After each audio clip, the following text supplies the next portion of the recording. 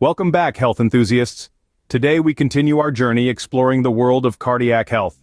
In our previous session, we initiated a comprehensive discussion about heart health, delving into the mysteries of the human heart, its intricate functions, and the myriad ways it can be affected by various diseases. We began by introducing the concept of heart health, stressing the paramount importance of maintaining a healthy heart in ensuring overall well-being. We then moved on to discuss the common heart-related diseases that afflict millions worldwide. From coronary artery disease, the leading cause of heart attacks, to heart failure, a chronic, progressive condition where the heart can't pump blood as well as it should. We also touched on the profound impacts of these diseases, not just on an individual's health, but also on their psychological state, quality of life, and their relationships with others. We emphasized that heart diseases are not just a personal or family issue, but a global health concern that demands our collective attention and action. We highlighted the role of lifestyle choices in promoting or impairing heart health. The significance of a balanced diet, regular physical activity, and stress management were underscored as key components in maintaining a healthy heart. We also discussed the adverse effects of smoking, excessive alcohol consumption, and a sedentary lifestyle on heart health. Furthermore, we explored the link between heart diseases and other health conditions such as diabetes and high blood pressure, illustrating how these conditions can exacerbate heart-related problems. We discussed the importance of regular checkups, early detection, and timely treatment in managing these diseases and preventing severe complications. Finally, we ended our discussion with a hopeful note, emphasizing that heart diseases, while serious, are largely preventable and manageable with the right knowledge, lifestyle changes, and medical care. We concluded by reminding everyone that a healthy heart is the cornerstone of a healthy life. Now let's delve deeper and unravel the difference between a heart attack and cardiac arrest. You've probably heard the terms heart attack and cardiac arrest used interchangeably, but are they the same? A heart attack and a cardiac arrest are not synonymous. Yes, they both concern your heart, but they're distinct events. A heart attack happens when blood flow to a part of the heart is blocked, usually by a blood clot. This prevents that section of the heart muscle from getting the oxygen it needs, and if not promptly treated, it can begin to die. On the other hand, a cardiac arrest is an electrical problem. It occurs when the heart's electrical system malfunctions, causing it to suddenly stop or beat irregularly. This means the heart can't pump blood to the rest of the body, which can lead to loss of consciousness or even death if not immediately addressed. Now let's talk about the causes. Heart attacks are typically caused by coronary artery disease, where plaque builds up in the arteries and restricts blood flow. Factors like high cholesterol, high blood pressure, smoking, and diabetes can contribute to this condition. Cardiac arrests are often the result of pre-existing heart conditions, such as coronary artery disease or heart rhythm disorders. They can also be triggered by severe physical stress, such as intense exercise or severe lack of oxygen. As for symptoms, heart attack signs can vary, but they often include chest pain or discomfort, shortness of breath, and other symptoms like nausea, lightheadedness, or cold sweats. Cardiac arrest, however, strikes without warning. Symptoms include sudden loss of responsiveness and no normal breathing. In terms of immediate response, both situations are medical emergencies. For a heart attack, call your local emergency number and chew an aspirin if advised by a health professional. For cardiac arrest, immediate CPR and use of a defibrillator are critical. Understanding these differences could be a lifesaver. And remember, time is muscle when it comes to your heart. The faster you act, the better the chances of survival and recovery. Let's zoom in on heart attacks and what happens when one strikes. A heart attack, or myocardial infarction, occurs when blood flow to a part of the heart gets blocked, usually by a blood clot. This interruption can damage or destroy part of the heart muscle, causing it to stop working correctly or even stop altogether. The risk factors for heart attacks are numerous and often interrelated. Some of the most common include high blood pressure, high cholesterol, obesity, diabetes, and smoking. But it's not just about these physical factors. Stress and certain mental health issues like depression can also contribute to the likelihood of a heart attack. Now let's consider prevention strategies. Regular exercise and a healthy diet are two of the most effective ways to prevent a heart attack. Physical activity helps manage many heart attack risk factors, including high blood pressure, high cholesterol, and excess weight. Exercise can also reduce stress and boost your mood. As for diet, a heart-healthy diet is rich in fruits, vegetables, lean proteins, and whole grains. It's also low in saturated fats, cholesterol, salt, and added sugars. To put it simply, what we put into our bodies directly impacts how well our hearts function. Our lifestyle choices also play a significant role. Smoking and excessive alcohol consumption can harm our heart health, while stress management techniques like meditation and relaxation exercises can help protect it. The connection between heart attacks and the topics discussed in the first part of this video cannot be overstated. Our bodies are complex systems and every part affects every other part. That's why it's so important to maintain a holistic view of health and wellness, considering not just our physical bodies but our mental and emotional well-being as well. Clearly, our lifestyle choices play a significant role in heart health. We're not just passive bystanders in our health journey, we have the power to make choices every day that can help protect our hearts and prolong our lives. Now, let's switch gears and talk about cardiac arrest. Unlike a heart attack, which involves a blockage that stops blood flow to the heart, cardiac arrest is an electrical problem that abruptly halts the heart's function.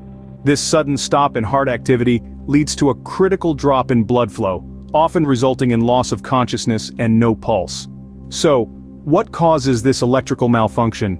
It could be a number of things, from heart disease and certain genetic conditions, to drug use or even a severe blow to the chest. But regardless of the cause, the result is always the same. The heart stops beating and emergency medical intervention is required immediately. Here's where CPR comes into play. CPR, or cardiopulmonary resuscitation, is a life-saving technique that's used when someone's heart stops or they stop breathing.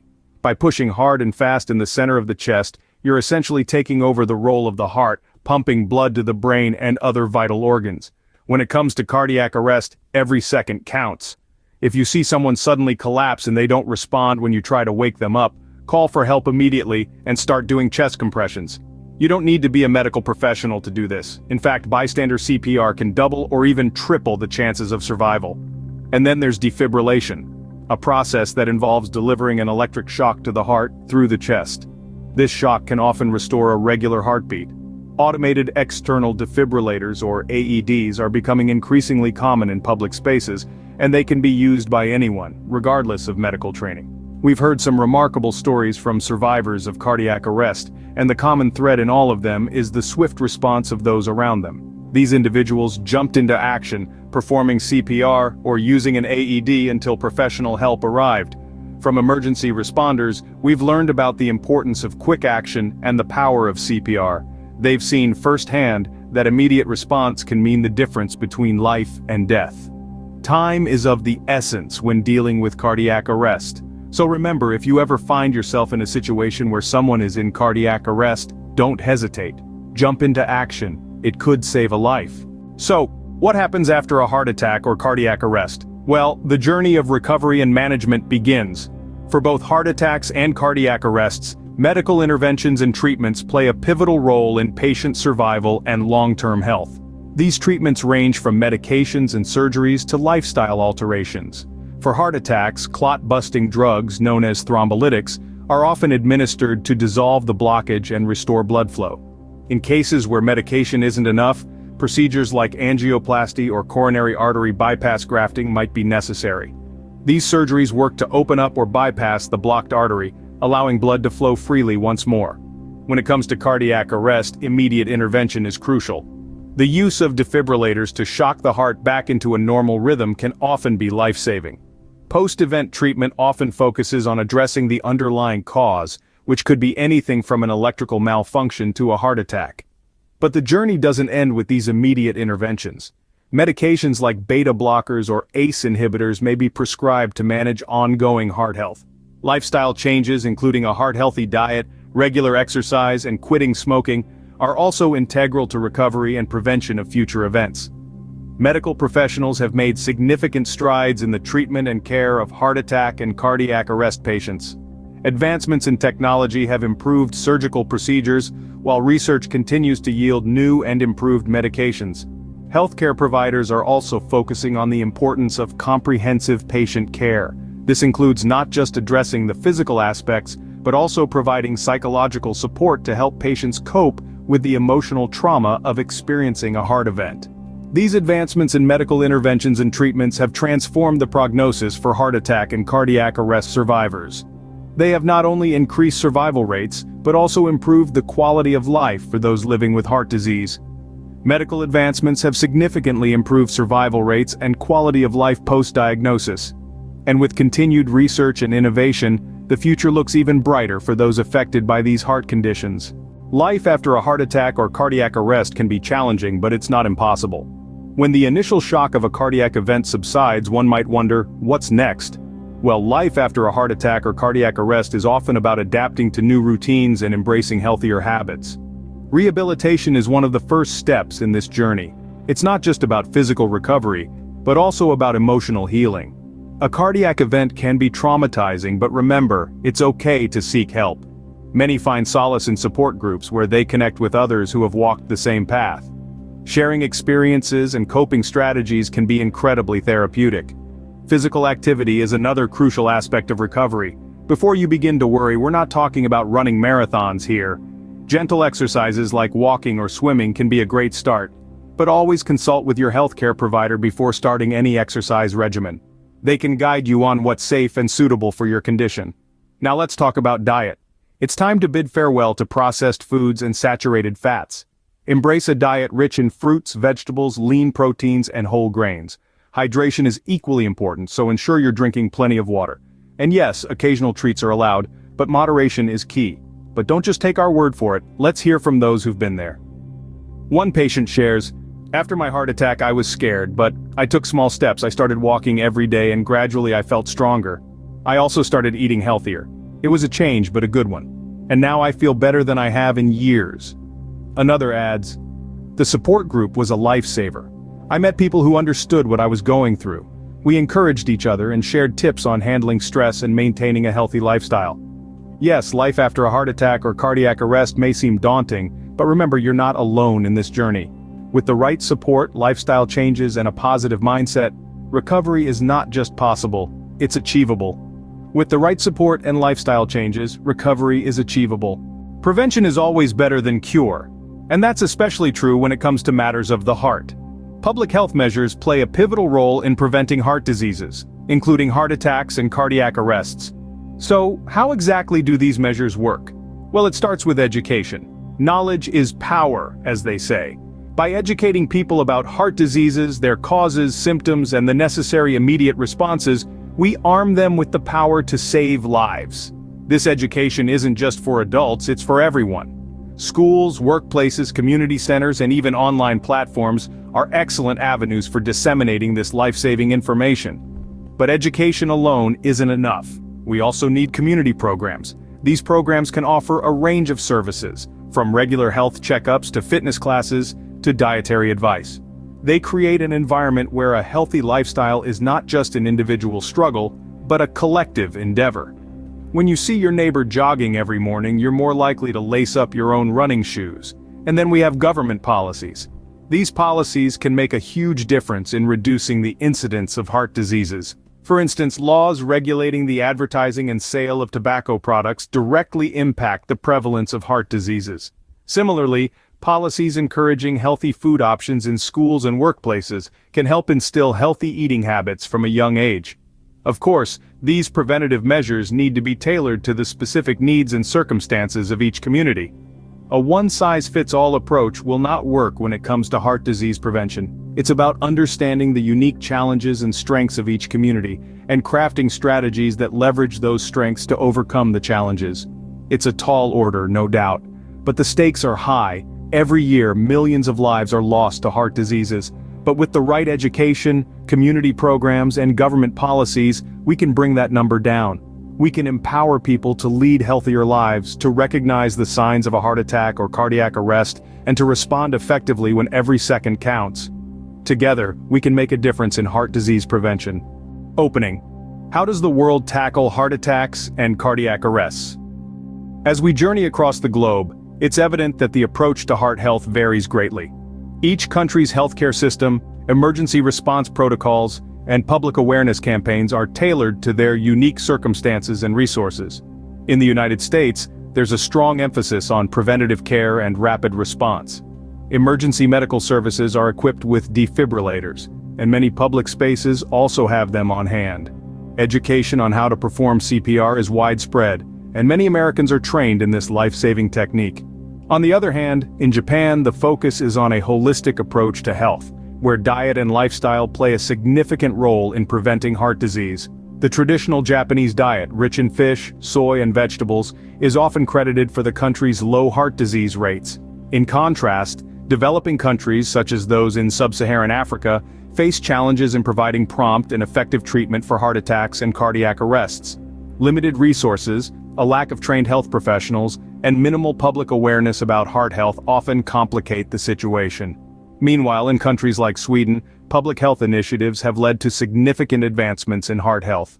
The country boasts one of the highest survival rates for cardiac arrest, thanks to their widespread CPR training and a unique alert system that notifies CPR-trained volunteers when someone nearby is having a cardiac arrest. In Australia, the fight against heart disease is a community effort.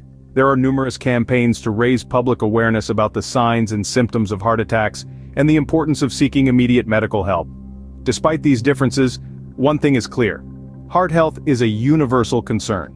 The battle against heart disease is fought on many fronts, and it's a fight that we're all in together. From preventative measures to emergency responses, every country has something to offer in this global effort. Closing, heart health is a global concern and we can learn much from each other. Let's clear the air on some common heart health myths. We've all heard them, those widely circulated misconceptions that can muddle our understanding of heart health. It's time to set the record straight. Myth number 1. Only old people have heart attacks or cardiac arrests. This is simply not true. While age is a risk factor, heart disease can affect anyone at any age. It's not just an older person's issue. Lifestyle choices, heredity, and other health conditions can make you susceptible, regardless of how many candles are on your birthday cake. Myth number 2. Heart attacks and cardiac arrests are the same thing. As we've discussed earlier, these are two distinct heart conditions. A heart attack is a circulation problem caused by blocked arteries, while a cardiac arrest is an electrical issue where the heart suddenly stops beating. Moving on to myth number 3. If you've had a heart attack or cardiac arrest, you should avoid exercise. Quite the contrary, regular physical activity under medical supervision can be a key part of recovery and helps strengthen the heart. Myth number 4. Chest pain is the only sign of a heart attack. While chest pain is a common symptom, it's not the only one. Other signs can include shortness of breath, nausea, lightheadedness, or discomfort in one or both arms, the back, neck, jaw, or stomach. Lastly, myth number 5. Heart disease can't be prevented. This is perhaps the most harmful myth of all. Many forms of heart disease can be prevented or managed with a healthy lifestyle and timely medical intervention. These are just a handful of the many misconceptions that circulate about heart health. It's important to rely on accurate, scientifically backed information to guide our understanding and actions. After all, knowledge is power, and accurate information is crucial in the fight against heart diseases. As we wrap up, let's revisit the key points from our journey. We embarked on this heart health expedition with a focus on understanding the difference between a heart attack and cardiac arrest. We've learned that a heart attack is a circulation problem caused by blocked blood flow to a part of the heart, while cardiac arrest is an electrical problem resulting in the heart's failure to function properly. In our deep dive into heart attacks, we explored the inner workings of our bodies during such an event. We saw how risk factors, preventative strategies, and the impact of lifestyle and diet come into play. We also connected the dots between heart attacks and the topics discussed in the first part of our video. Switching gears to cardiac arrest, we examined its causes and the vital importance of immediate response, including CPR and defibrillation. We heard first-hand accounts from survivors and emergency responders, shedding light on the real-world implications of these health emergencies. Our journey continued with a look at medical interventions and treatments for both conditions, underscored by discussions with medical professionals about advancements in patient care. We also delved into life after a diagnosis, highlighting the necessity of lifestyle changes, rehabilitation, and dietary alterations. We discussed preventative measures and public health policies aimed at reducing the incidence of heart attacks and cardiac arrests. We then turned our gaze globally, comparing how different parts of the world tackle these heart health issues. We also took some time to bust common myths and misconceptions about heart attacks and cardiac arrests, replacing misinformation with scientifically backed facts. So, as we conclude, remember that knowledge is power. Understanding the difference between a heart attack and cardiac arrest could save a life, yours or someone else's. Prevention, timely response, and appropriate treatment are key in the battle against these heart conditions. Remember, Your heart is in your hands. Take care of it, and it will take care of you. Don't forget to subscribe to our channel for more health insights. Until next time, stay healthy.